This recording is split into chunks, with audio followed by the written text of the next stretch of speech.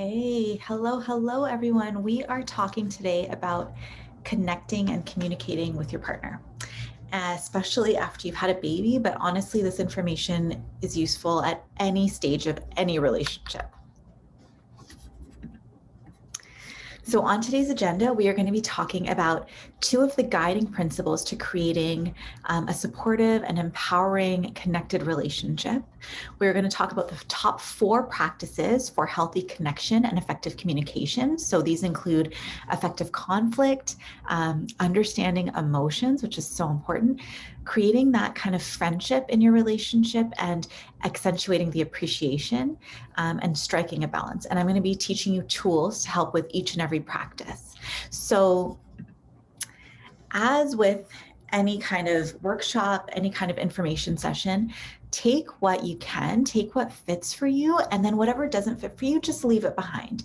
So you'll be getting lots and lots of tools in this workshop, but you do not need to implement all of them. In fact, it's best if you just choose 1 or 2 to start with that you think really fit for your relationship right now that could really help, and just leave the rest behind. You can always come back to this anytime, rewatch it, and then take some more information at that point in time for what fits for you then. So there is not a one-size-fits-all solution to any kind of relationship problem. The other thing is, if you're feeling intimidated or terrorized or abused in any way in your relationship, please do seek help. We're not going to be talking about the kind of extreme cases of relationships. For the most part, we're talking about relationships where there is a general baseline degree of respect and equality.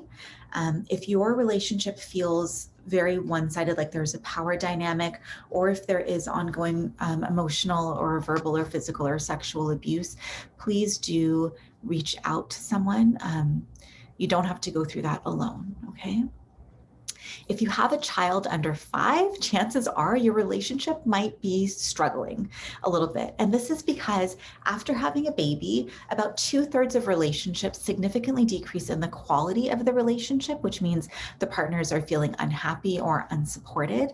And the following information can really help with this, because having a baby is this huge transition in your relationship, and it really kind of throws everything out of whack. And so you're trying to create this kind of new relationship in place of the old one, because the old one doesn't really exist anymore. There's a whole other factor involved, right? So the relationship changes to such a degree that oftentimes you can feel totally distant from your partner, disconnected, angry where you weren't angry before. You have this other priority, right? This baby.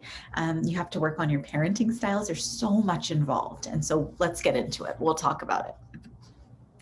So here are some common complaints that I hear from new parents in my couples and individual therapy relationship practice. The top one is communication issues, right? So every couple or individual comes into therapy, basically when they're talking about their relationship, they say, we just have communication issues. And that could mean so many different things, right? Essentially, it means I don't feel heard, or I don't understand my partner, or they don't understand me, right? Or little conversations, things that don't need to be made in such a big deal, tend to blow up, right? So how do we fix this? Other ones are, having sex is no longer a priority for me, and this upsets my partner. I'm tired of having so many people need me, and my partner just doesn't get it. I feel exhausted and overwhelmed. I'm anxious and worried about absolutely everything.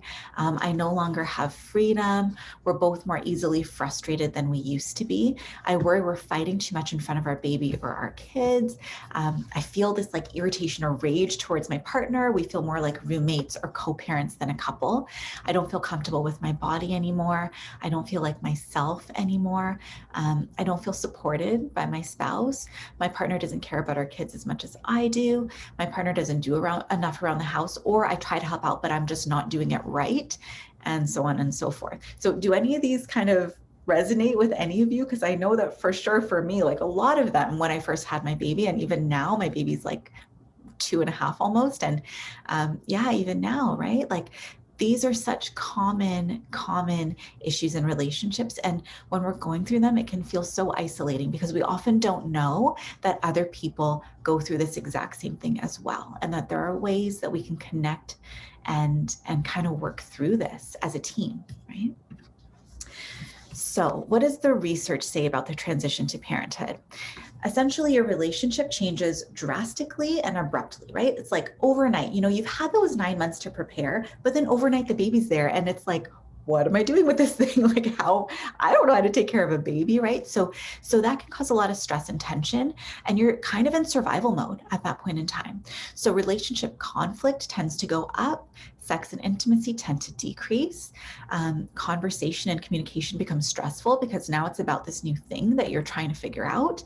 Some fathers can withdraw, right? Because they can see that sometimes if it's a heterosexual relationship, mom and baby are so close, especially if the mom's like breastfeeding and not pumping, right? And so the dad might kind of see this connection and feel left out, or feel like I'm just not included, and also feel like they don't know what their place is anymore, right?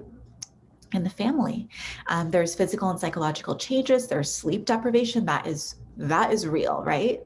Sleep deprivation is a real thing, and it affects all the aspects of your life. And then gender roles can tend to become traditional, which is so hard for couples these days who maybe you've worked really hard in your relationship to create some kind of equality. And when this baby comes along, possibly the mom has decided to take mat leave for whatever reason. Maybe she wants to breastfeed or something like that. And so she's at home with baby. Dad might be going off to work. She might be stuck doing when I say stuck, you see my perspective on it, doing like the dishes and the cleaning and the cooking and stuff like that, right?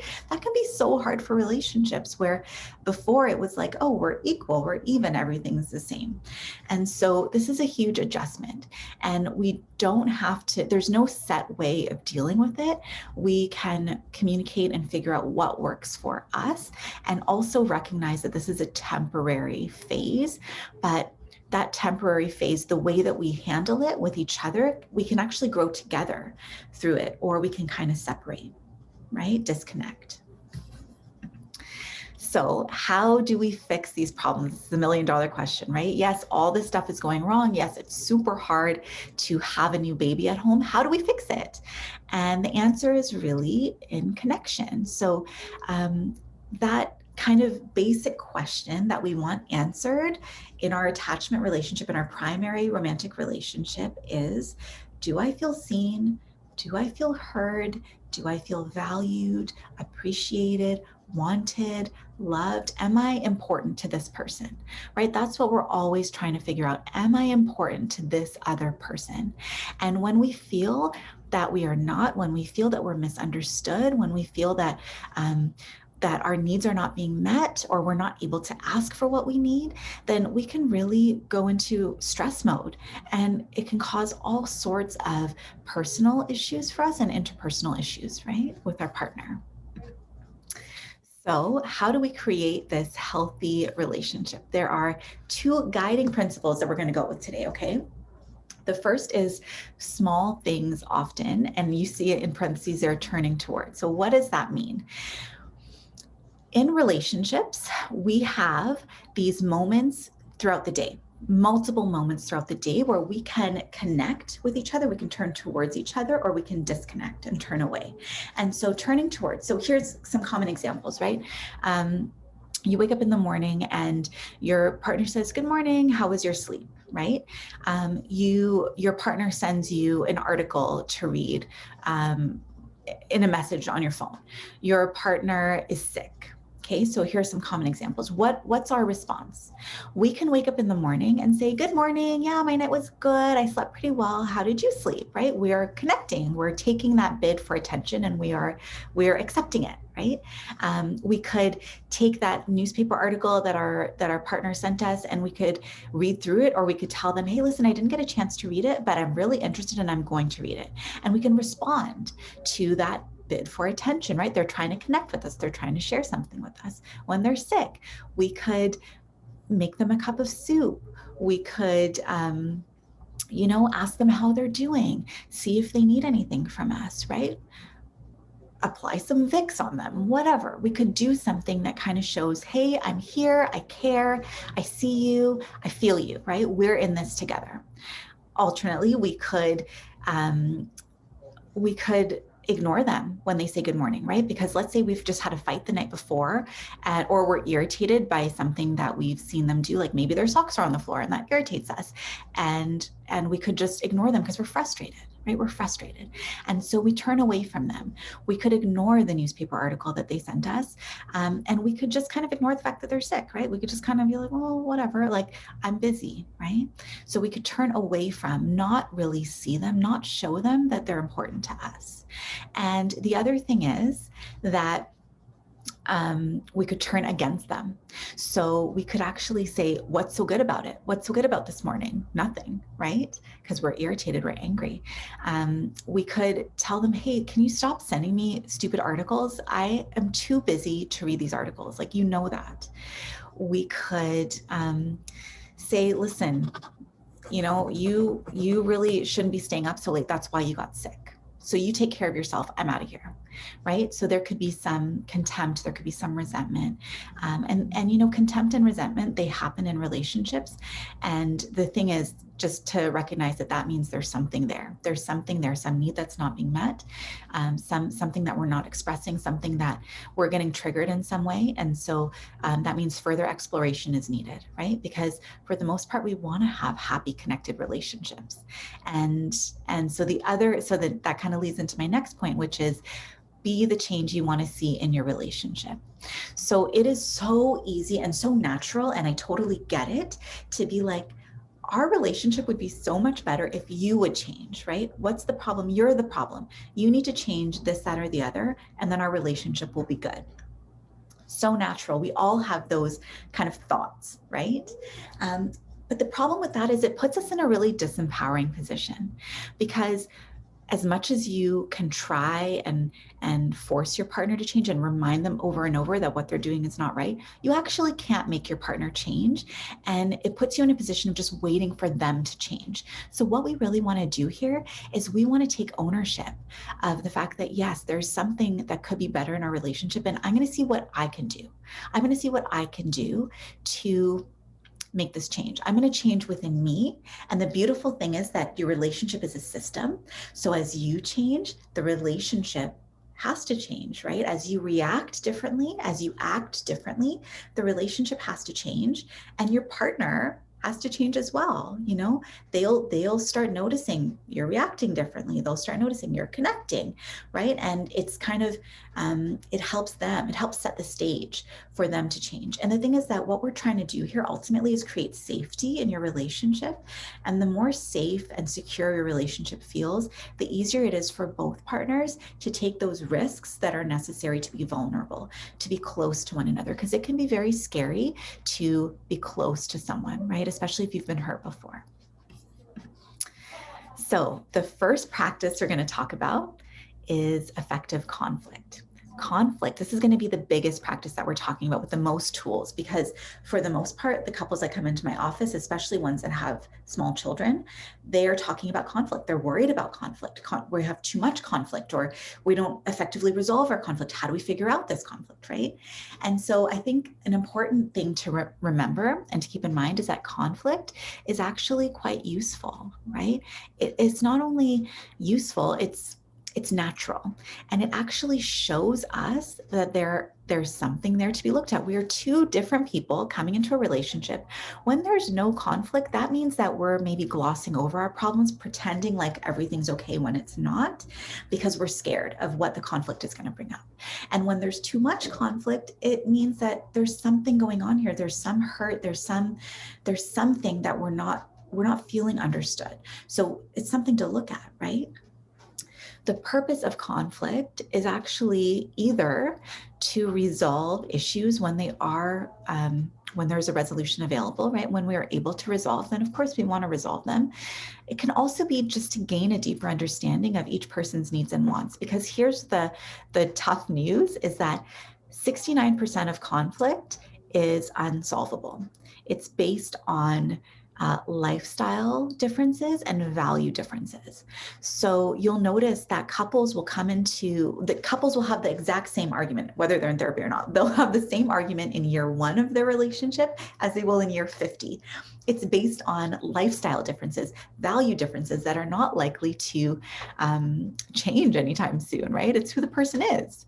And so a good rule of thumb is if you're having the same conflict over and over and over, we're not going to really be looking to solve that problem. We're going to be looking to understand what's going on for each partner. How do we dialogue about this in a different way where we don't get blown up by it, but actually where we can respect each other's differences and learn something about each other, right? And what we need, what each other needs.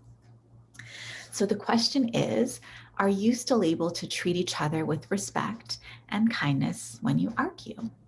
And if not, we will use the following tool. Okay, so this is my ultimate tool that I give to basically every couple that comes in that's in attack mode, where things are getting highly escalated, where they find that when they get into arguments, it's really, really hard to center themselves. It's really, really hard to not say that thing that they know. If they say it, it's going to lead to that other thing, and it's just going to snowball, but they just say it anyway, right? Because they're so escalated.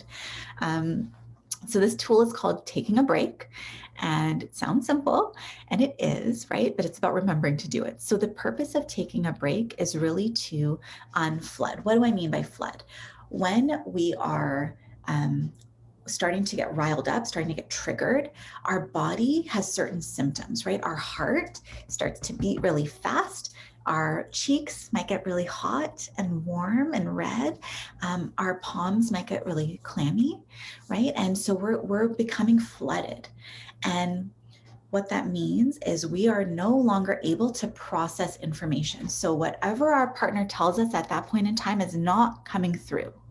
And it's so common for partners, one or both partner, to be flooded when they're in the midst of an argument. And you can imagine how ineffective that is, right? Because if you're flooded and you're not able to take in new information, you're not able to process, then what are you really doing, right? You're maybe, it actually looks like saying the same thing over and over. So you might be able to tell that your partner's flooded. They might even just be sitting there completely stonewalling, like just looking at you blankly or staring away. And oftentimes that's a reaction to being flooded. That's like the freeze mode, or you can go into fight or flight, right? And so you might just withdraw from the situation when you're flooded, or you might duke it out, right? Like start just arguing. And it could look like just repeating yourself over and over and over because you're trying to get your point across. And because your body's in that state, you can't actually process that you have gotten your point across, right? So when you're in this state, when you notice, I'm getting these symptoms, these triggers. I'm noticing that I'm getting worked up. I'm starting to feel anxious. I'm getting butterflies in my stomach. My heart's beating really fast. I'm getting clammy. I'm feeling anxious, right? What do I do?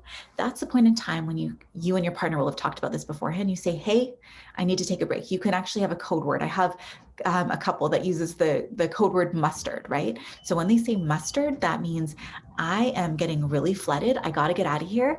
I need to calm down because I don't want to say something that I don't mean. I don't want to say something that's going to hurt your feelings. I don't want to harm our relationship more. I need to take a break. And this is not in order to avoid the conflict. The opposite, actually. It's so that you can take a break, calm yourself down physiologically, come back and discuss the conflict in a way that feels better to both of you. So they actually did a study on this where they had these couples talk about like that contentious issue that they knew this is really going to get them going, right? So the couple's in the middle of it. They are like, they're arguing, they're saying the stuff that they know they shouldn't be saying. Like they're saying that stuff that like it's coming out in a way that, you know, it's just not good for either of them. They're getting super worked up.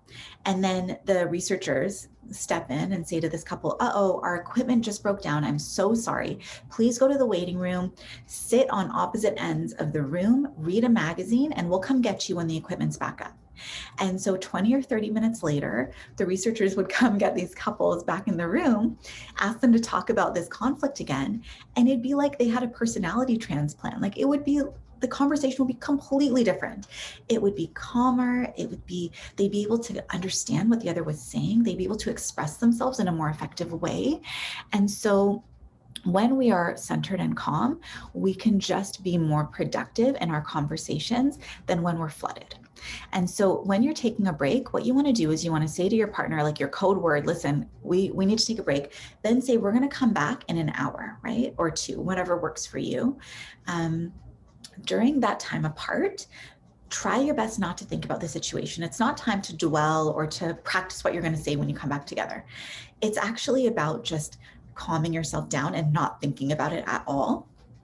You can actually do something relaxing. You can take it as like a time for myself, a little me break, right?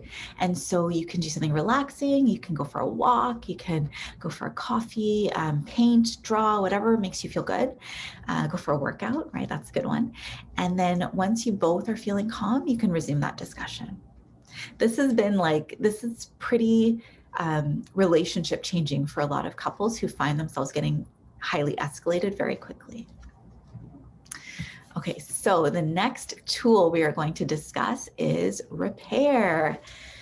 So when your fight has gotten out of hand, when you have not taken a break and you've just kind of barreled through, right, and things are feeling really terrible for both of you, or even any time in that process, you can start to repair the relationship. So here's what repair does, right? In a secure bond, when we're securely connected, what it looks like is that we're connected and then we disconnect. And that's in every bond, right? Disconnection is natural. You can't be connected to someone 100% of the time. We disconnect and then we repair. So we kind of turn towards each other and we connect again. And then we disconnect, repair, connect again. And so the repair is what brings us back to connection, right? And for couples who don't engage in this process, they can maybe be connected, then disconnect, and then they just kind of hover there, right? And they kind of stay disconnected. Maybe they ignore it. Maybe they pretend like it didn't happen, but they're still unsettled. And so the connection is weaker, right? They're not really reconnecting. And so repair is what brings us back together. And there are some ways to do this, right? You can apologize, you can forgive, you can accept, you can crack a joke, right, to make the other person smile. You can say to them, listen, I'm so sorry that I'm getting worked up here and this isn't the way I want this to be. Let's start over. You can rewind. Let's start over, right? Ideally, you can understand their perspective and express your own emotions and your own perspective without blaming and with taking responsibility for your part of it, right? There's so many different ways that you can repair, but it's essentially a gesture of, I want to start being a team again. I want to work with you on this. Let's connect. Let's come back together. I'm sorry, right? Let's start over. So there's, on this page, you can actually just look up Gottman Repair Checklist, because this is going to be kind of hard for everyone to see, everyone to read. It's really small probably. But there are some cool things here, right? Things that you can say when you're feeling this way. I'm feeling sad. I feel defensive. Can you rephrase that? I'm getting worried. My reactions were too extreme. I'm sorry. I want to be gentler with you right now. I don't know how. I can see my part in all this. How can I make things better? I'm sorry. Please forgive me. Let me start again in a softer way. Let's compromise here. What are your concerns, right? Tell me about you. Can you make things safer for me right now? Just listen to me right now and try to understand. Now, these are not going to work in every situation, right? But you can pick and choose what works for you. Tell me you love me. Can I take that back, right? I'm starting to feel flooded. Can we take a break? This is a way to repair as well. I might be wrong here. Let's take a break. So I know this isn't your fault. I see your point, right? We're both saying something similar here, right? These are ways to just sort of repair, to say, listen, it's not just you. And maybe it feels like I'm blaming you, but I'm not. Or I have something important here and I don't know how to tell you, right? Let's work together. Okay, so here is a formula for effective complaints.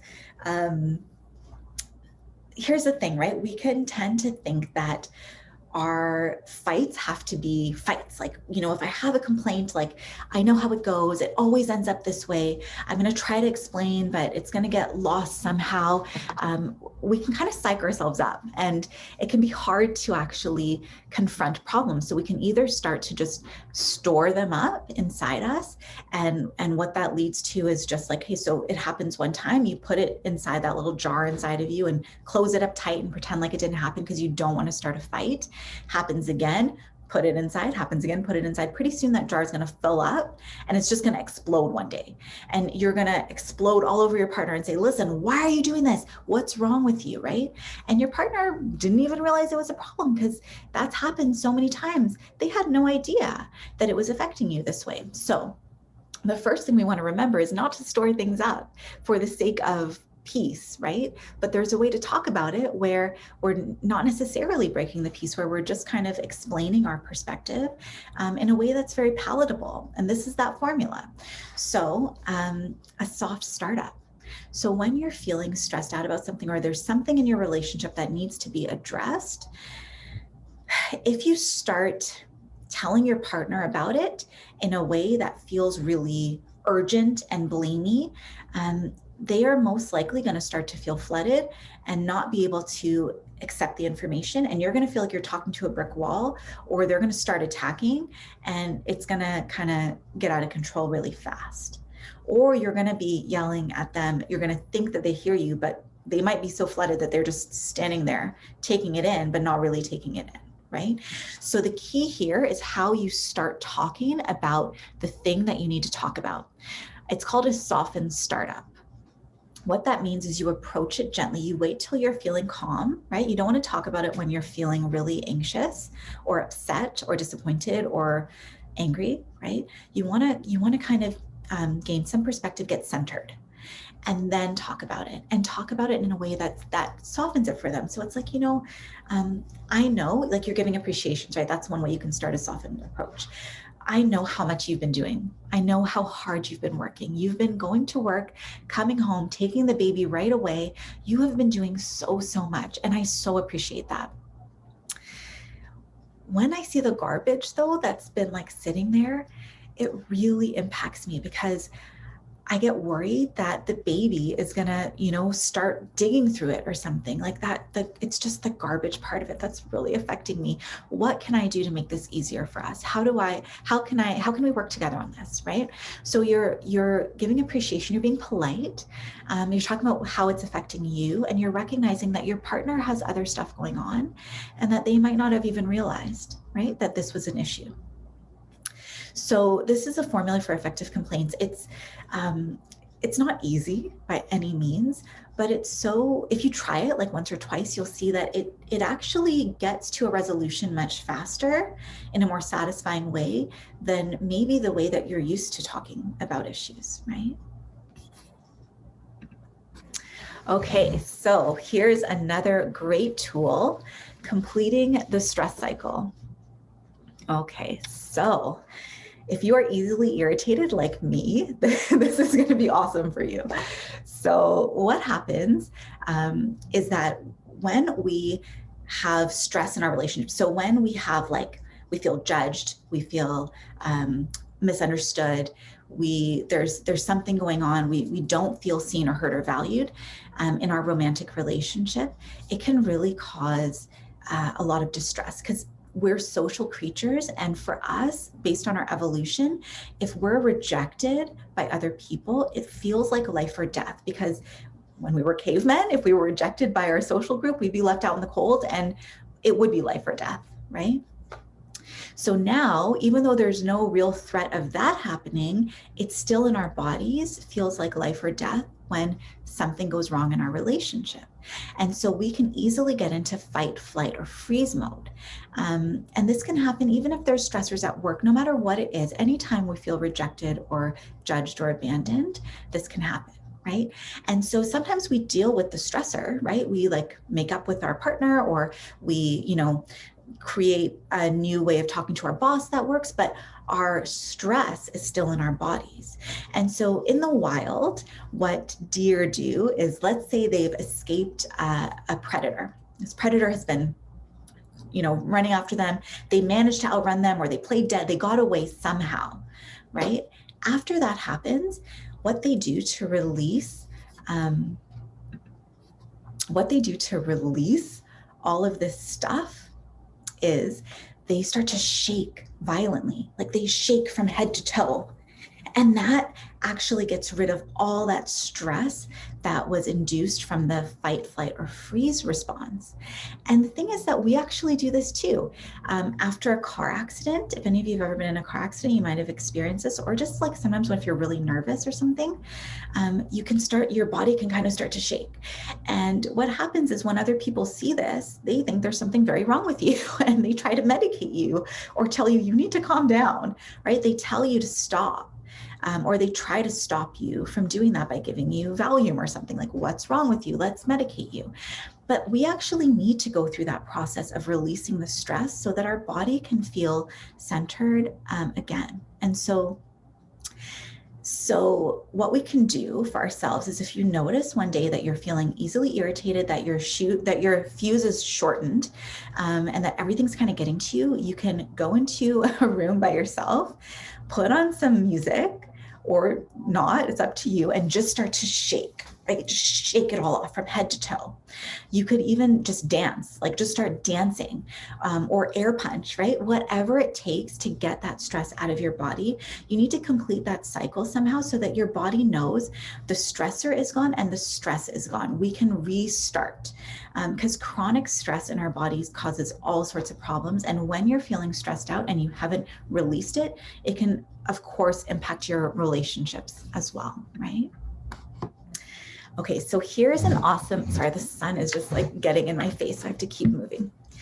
Here is an awesome tool for those couples who worry that you're fighting too much in front of your kids. I definitely have been there, right? When my daughter was younger, I worried about this all the time. And so learning about this was really, really useful for me, because it allowed me to recognize that, okay, I don't have to be perfect. Like, I'm allowed to occasionally feel upset at my partner and not be able to hold it in until my baby's not in the room or like asleep or something. So here's the thing, right? If you fight in front of your baby, you of course want to try to make it as gentle as possible. As you kind of want to have your values. So it says note your values here. You kind of want to have your values in place even when you're fighting. So a little bit of that politeness that we talked about before, generosity, kindness, empathy, respect, those are the things that we want to start infusing all of our interactions with especially when we're in front of our kid, but just all the time is great. But sometimes that doesn't happen, right? We're human. Sometimes we just get upset. And so what you can do is you can actually make up in front of your child.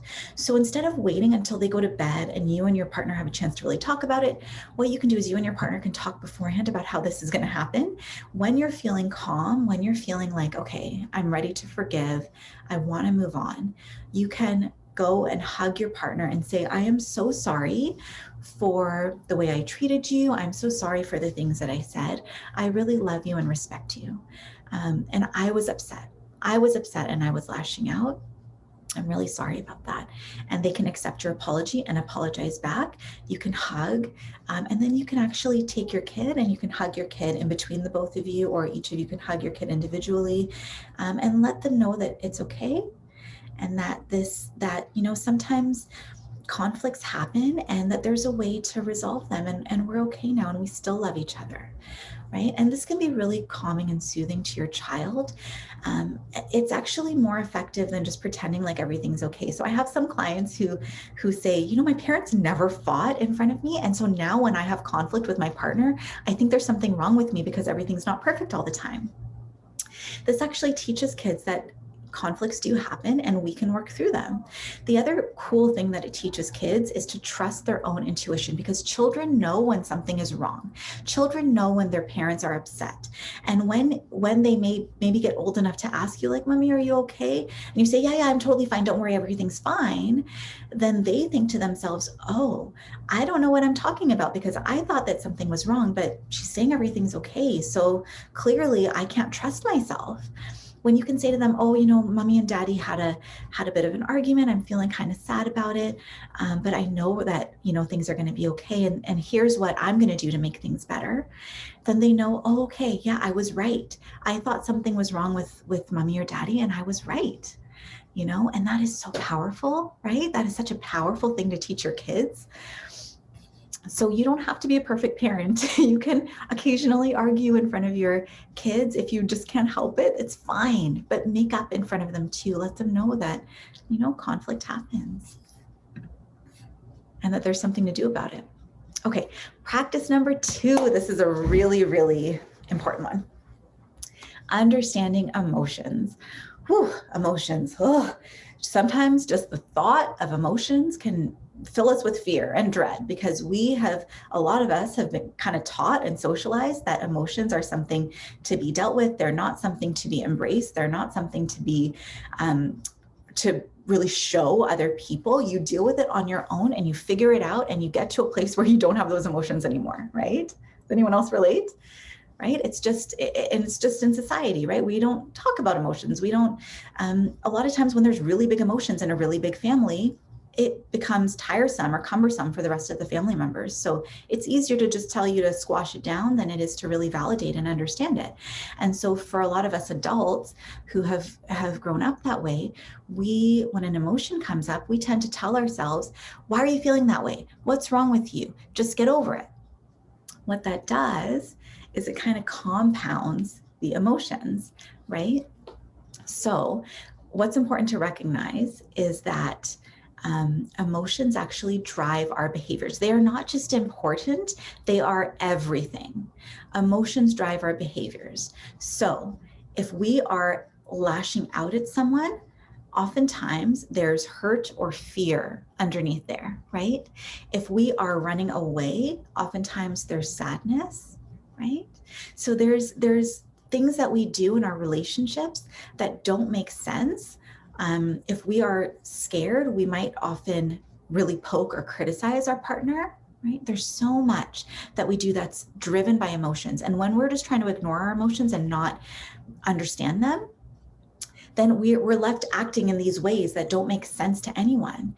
But if we can understand them, then the ways that we're acting can make sense. And it actually gives us a choice. Okay, so I'm feeling this way. My urge is to act this way, but is that really going to be helpful? Is there something else I can do instead? Okay, it gives us a choice when we understand our emotions. So you want to get to the place where you're thinking about, I'm angry right now, or frustrated, or criticizing, or running away, or doing that thing that I do in this relationship. What has been triggered inside of me? What is underlying this behavior? How am I actually feeling? What am I scared of? Okay. So here's a way to kind of get to that. This is your tool for this. It's called Name It to Tame It. Okay, so I was talking before about compounding emotions. I was kind of jumping the gun here. Compounding emotions. When you feel a certain way and you tell yourself, I shouldn't be feeling that way, and you start to feel judgment about feeling that way. So like you're feeling angry about something, then you say, I shouldn't be angry. I should be a good mom. Good moms are calm all the time. Why am I feeling so angry? Then you add guilt to it. Then you add sadness to it, right? So you're actually adding stuff on top of the original emotion, and it's making it a lot bigger. What you can do instead is you can kind of talk to yourself the way you would your toddler, right? When your toddler has really big emotions, like with my daughter, Sasha, when she has really big emotions, I kind of pick her up if she lets me, right? And I hold her and I say, oh, mommy can tell you're feeling really sad right now, aren't you? You do not want to leave the park. You're having so much fun. You're feeling really kind of frustrated that we have to leave the park, right? And she goes like from stiff as a board to like really mad, to just as soon as I name her emotions, she just kind of melts and she feels understood. And she says, yes, mommy, that's how I'm feeling, right? I'm feeling sad. I'm feeling frustrated, right? Yes, mommy. She kind of like just melts because I'm giving her permission to feel that feeling. And it's the same. You can do that to yourself. You can give yourself permission to feel the feeling. It takes away some of the edge and it allows the feeling to pass through your body. So you can say to yourself, like, self, you are feeling, you're feeling really hurt, or left out. And it's okay to feel that way. It makes perfect sense. Anyone in your shoes would feel that way. It's okay. right? And just the act of naming it calms your physiology down, and you're allowing yourself to feel. That's what it means to feel the feeling. You're allowing it. Doesn't mean you're dwelling on it. Doesn't mean you're creating more thoughts about how this is terrible and whatever. You're just letting yourself feel the feeling and allowing it to pass. Okay. And you can do this to your partner too. So when your partner is feeling frustrated or upset or angry, you can help them to just name their emotion and let them know it's okay. It's okay to feel that way. Right. And it's like a superpower, actually, because you can go from something that could be a very dicey situation where you're kind of getting into attack mode to something that your partner feels understood and heard and seen and validated and calms down and changes state. And then the two of you can just be together again, right? So the third practice we're going to talk about is improving your friendship. Friendship is actually, what research has found is that friendship is actually the key to a happy relationship. The stronger our friendship, the stronger our bond, the stronger our connection, the deeper safety and security that we feel, right? And that is what we talked about before, allows us to take risks. And so some of the keys to improved friendship are knowing each other. So this means asking each other questions. This means caring how the other's doing, right? Knowing each other inside and out. The way that you do this is really just by asking questions, asking open-ended questions, and caring what your partner has to say and sharing what's going on for you, even if they don't ask, right? We can't expect them to ask, but we can share what's going on for us in our world. It doesn't have to be all about them. In our world, how we're feeling, how is the transition to parenthood? How are we feeling with life? What are our worries? What are our fears? What are we excited about, right? We're always changing. So it's not enough to just say, okay, I knew this person when we were courting. We had all these long conversations. I know who they are. They've changed since then, right? So have you. So getting to know them right now is so important. And essentially it's creating space in your mind for the other person's experience. So the Gottmans talk about love maps, right? A love map is really just having space in your brain that's dedicated solely to your partner. What's going on for them? How are they doing at work? What are their fears? What are their what's exciting them? Who's pissing them off lately, right? Those types of things. And it's fun. So what you can do is you can make a game of it. You can go out for coffee and just, ask each other questions. There's actually a really cool app. It's the Gottman Card Deck app. And so if you download that app, it's free. They have a bunch of questions that you can ask each other, open-ended questions to just stimulate conversation and get to know different things about each other. The other thing is appreciating the crap out of each other, right? Gratitude. Catch your partner doing something right. Appreciate what they're doing. Gratitude is such an integral part of a relationship, and gratitude is the thing that can change your state almost immediately. Start appreciating what's happening, what your partner is doing, who they are, right? Start appreciating who they are as a person, and you'll find that you just feel different about them. So actually, you can do that right this second. You can hit pause and take 2 or 3 minutes and just write down or think about the 10 things that you really appreciate about your partner and see how you feel. Okay, the next thing is to create a secure base. And that's really what we're talking about here. All of the things, all the tools and all the practices that we're talking about here is so we can create that secure base so that we have a place to land when we're feeling stressed, when we're feeling upset. We have a place to go to feel better. And that place is with our partner. And so as we create a better friendship, as we learn how to fight effectively, we are kind of creating security and trust in our relationship so that from there we can take those risks of being even more open and more vulnerable and bringing ourselves even closer together. Okay, here is an awesome tool called the emotional bank account. This is really just a way of conceptualizing what we've talked about with turning towards and turning against or away. So if you think of your relationship as having an emotional bank account where every moment of connection is a deposit, every moment of disconnection is a withdrawal, really your goal is to have so much more connection in your emotional bank account that if you have a big fight, if things go really wrong one day, there's enough cushion in there that you still feel comfortable. So think about like if you make a huge, very expensive purchase and you're down to your last dollars in your bank account, you are going to feel broke, right? When we do that in our relationships, when we have a huge fight and there's not a lot of connection in there to cushion it, we're going to feel broke or broken, right? And so we want to just be focusing on depositing, right? Connecting every day, depositing into our bank account as often as possible, as much as we can throughout the day, and creating that cushion, creating that safe space, that secure base. So small things often is the motto, right? You want to be doing small things often that just keep depositing, keep depositing, keep depositing.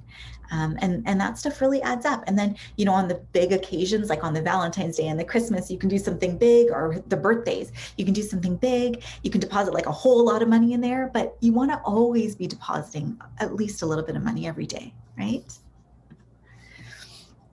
The last thing we're going to talk about is striking a balance.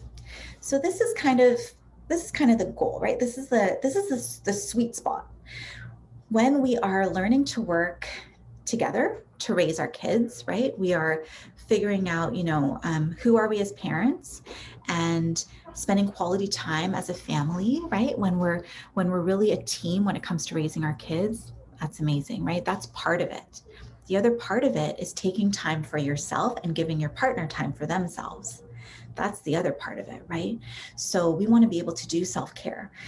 With COVID these days, it's looks different, right? It's not like maybe you won't be going out with the girls every month or week for a martini night or something like that, but you can still hop on a Zoom call. You can still go for a walk with a friend, right? A masked walk with a friend. You can do whatever you need to do to feel good. You can go exercise. You can take time for yourself. So incredibly important. And also allow your partner to take time for themselves and have some kind of a structure around it. Like maybe you take an hour in the morning, they take an hour in the evening, or vice versa, right? Maybe Tuesday is your day and Thursday is their day, right? So there's a way to work around it where you're both getting what you need and you're really honoring what both of you needs and wants in the relationship for yourself so that you can show up to the relationship as the best version of yourself. And you also want your partner to show up as the best version of themselves too, right? So that's super important. That's one thing that especially new parents can sometimes let that fall behind because hey, they're taking care of a baby. There's a million things to do. It's really hard to find the time. But when you work together and when you realize how important it is, you find a way to make it work. Even if your time alone involves the baby, like for me, that's what it was, right? I went through some postpartum stuff. I wasn't really comfortable leaving the baby with anyone. And so I would take her with me and go for a long walk. And that would be my self-care time. And then when I came home, maybe you'd have dinner ready or something like that, right? Like there's things that we can do to take care of each other in that way and give each other that time that we need. And then the third part of that is time with your partner, time for just us, time to remember that, oh, hey, yeah, we're a couple. I forgot because I just see us as parents now, but we're a couple, right? That can so easily happen. And so maybe it's a date night once a week or once a month, whatever. Maybe it's 10 minutes of cuddle time at the end of the night. When I originally gave this workshop, something about love languages came up, which is so important because when we know each other's love language, then we can make sure that we're connecting in that way.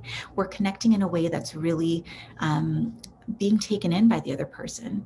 So you can actually go just Google love languages quiz. You can take the quiz. There's 5 different love languages: quality time, gifts, words of affirmation, physical touch, and acts of service. So when you know which one really floats your partner's boat, you can actually make sure that you are loving them in a way that they can actually take in. So maybe, and same for you, right? When they know yours, then they can love you in that way.